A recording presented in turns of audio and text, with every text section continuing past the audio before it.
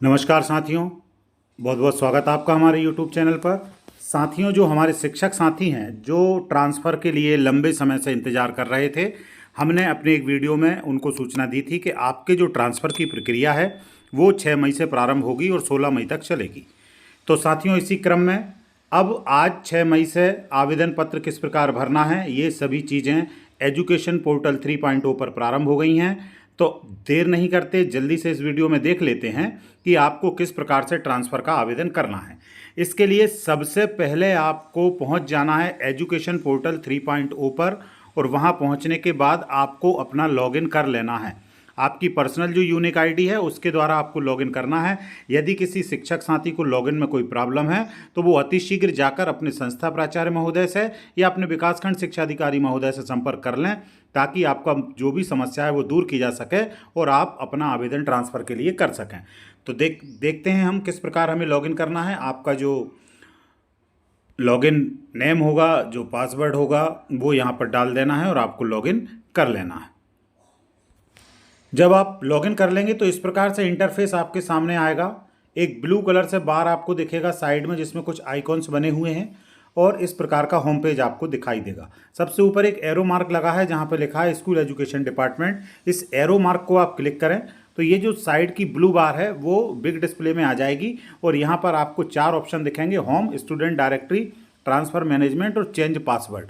तो जो शिक्षक साथी हमारे ट्रांसफ़र के लिए आवेदन कर रहे हैं तो तीसरा नंबर पे जो ट्रांसफ़र मैनेजमेंट है, इसको आपको क्लिक करना है।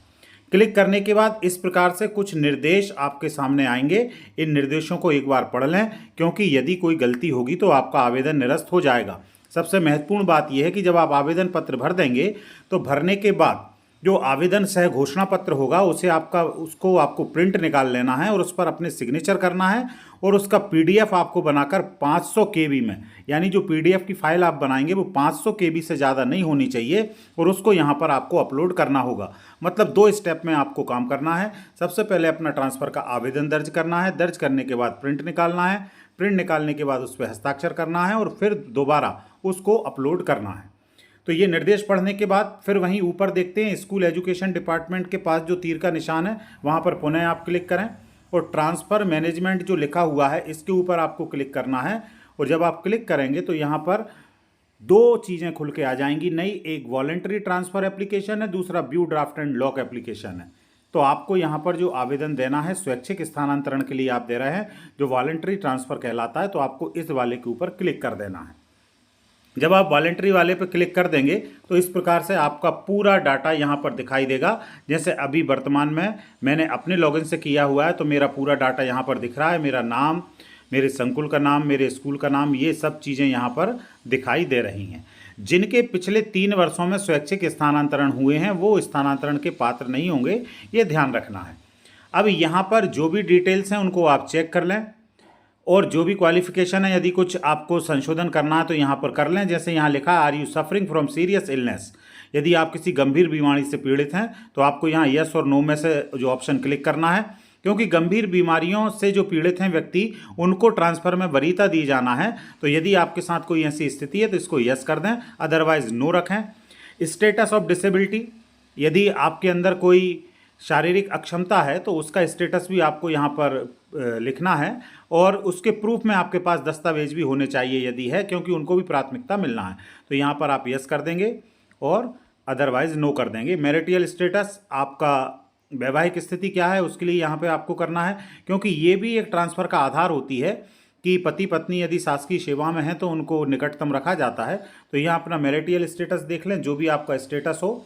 जैसे अनमेरिड है तो अनमेरिड क्लिक करेंगे। Married and spouse is not a regular employ of state government, तो यदि आप मैरिड हैं लेकिन आपका जो साथी है, पति या पत्नी, वो सरकारी कर्मचारी नहीं है तो आप यहाँ क्लिक कर देंगे। और यदि दोनों आप जॉब में हैं तो उसके लिए जो अगला ऑप्शन है उसको क्लिक कर देंगे। जो भी चीज़ आप पे लागू हो उसको सही सही, कोई भी जानकारी गलत ना भरें, क्योंकि यदि कोई भी जानकारी गलत भरी जाएगी उस स्थिति में आपका यदि स्थानांतरण हो भी जाता है तब भी वो निरस्त हो जाएगा आगे चल के।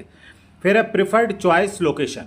अब ये मेन काम आपको यहाँ पे करना है। यहाँ पर आपको उस जगह के बारे में डिटेल भरना है जहाँ पे आप जाना चाह रहे हैं। तो आपको पहले से ही ये ढूंढ के रखना पड़ेगा कि किस स्कूल में पोस्ट वैकेंट है और आप कहाँ जाना चाहते हैं। उनके डाइस कोड वो भी आपको यहीं पे मिल जाएंगे। इसी एजुकेशन पोर्टल 3.0 में आप जाकर वैकेंसी व्यू या वैकेंसी स्टेटस आप जब चेक करेंगे तो वहाँ से आपको जानकारी मिल जाएगी कहाँ कहाँ पद खाली हैं। तो वो देख लें। डिस्ट्रिक्ट आप सिलेक्ट कर लें जहाँ आपको जाना है, ब्लॉक आप सिलेक्ट कर लें, पैनल का नाम आप सिलेक्ट कर लें और यू डाइस ऑफिस कोड। अब यहाँ उस स्कूल का डाइस कोड डाल दें और जब आप डालेंगे और सर्च पे जब आप क्लिक करेंगे तो आपको उस स्कूल में यदि पोस्ट वैकेंट है तो वो प्रदर्शित होगी। और जब वो प्रदर्शन हो जाए तो उसको आप सिलेक्ट कर लें और इस आवेदन को आप सेव कर दें। जब आप सेव कर देंगे तो आपका आवेदन सबमिट हो जाएगा। जो भी चॉइसेस आप लेना चाह रहे हैं वो यहाँ पर भर दें और भरने के बाद फिर इसको आप सेव ड्राफ्ट नाम से ऑप्शन आएगा तो सेव ड्राफ्ट कर दें। सेव ड्राफ्ट करने के बाद फिर आपको उसका प्रिंट ले लेना है, हस्ताक्षर कर देना है और फिर उसको आपको अपलोड करना है। एक बार जब सेव ड्राफ्ट कर दिया है, सेव होने के बाद जब आप कंफर्म हो जाएं कि सभी जानकारियां सही हैं तो अब आपको फाइनली अपने आवेदन को लॉक करना होगा। तो फाइनली आवेदन को लॉक कर दें। लॉक करने के बाद कोई भी संशोधन आवेदन में नहीं होगा। जो डिटेल्स आपने भर दी हैं वही डिटेल्स आपकी फाइनल मानी जाएंगी। जब ये आपका लॉक हो जाए फिर उसके बाद जब आप प्रिंट निकाल लेंगे, हस्ताक्षर कर लें, मोबाइल में एक फ़ाइल बना लें।